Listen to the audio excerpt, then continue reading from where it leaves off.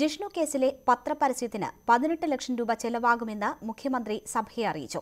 പഞ്ചായത്തുകളുടെ എതിർപ്പ് മൂലം 35 ബിവറേജസ് ഔട്ട്ലെറ്റ് തുറക്കാനാവാത്ത സാഹചര്യമുണ്ടെന്ന് എക്സൈസ് മന്ത്രി സഭയിൽ വ്യക്തമാക്കി.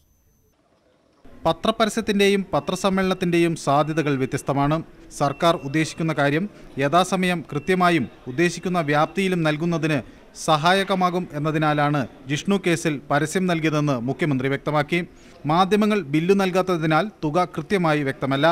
പക്ഷേ 18 ലക്ഷം രൂപ ചിലവ് പ്രതീക്ഷിക്കുന്നതായി മുഖ്യമന്ത്രി സഭയെ രേഖാമൂലം അറിയിച്ചു. വിവിധ പരസ്യങ്ങൾ നൽകുന്നതിന് ഈ സർക്കാർ 11 ലക്ഷം രൂപ ചിലവാക്കിയിട്ടുണ്ട്. ഈ സർക്കാരിന്റെ കാലത്തെ പോലീസ് അതിക്രമങ്ങളെക്കുറിച്ച് 719 കേസുകൾ പോലീസ് കംപ്ലയിന്റ് അതോറിറ്റിക്ക് ലഭിച്ചിട്ടുണ്ട്. ഇതിൽ 369 കേസുകൾ തീർപ്പാക്കിയിട്ടുണ്ട്. 17 കേസുകളിൽ പോലീസുകാർക്കെതിരെ നടപടി സ്വീകരിച്ചതായും മുഖ്യമന്ത്രി വ്യക്തമാക്കി. സുപ്രീം കോടതി വിധി മൂലം പൂട്ടിയ ബാറുകൾക്ക് 1,67,90,000 രൂപ ലൈസൻസ് ഫീ ഇനത്തിൽ മടക്കി നൽകണമെന്ന് എക്സൈസ് മന്ത്രി വ്യക്തമാക്കി.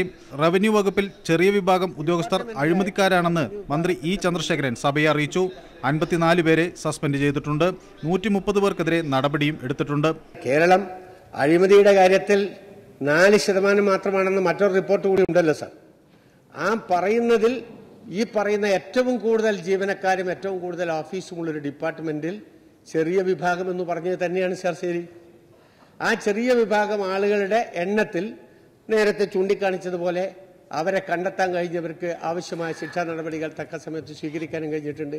സംസ്ഥാനത്ത് 11.6% കുട്ടികൾ എല്ലാ കുത്തിവയ്പും എടുത്തിട്ടില്ലെന്ന് ആരോഗ്യമന്ത്രി കെ ശൈലജ സഭയെ അറിയിച്ചു. ന്യൂസ് 18 തിരുവനന്തപുരം.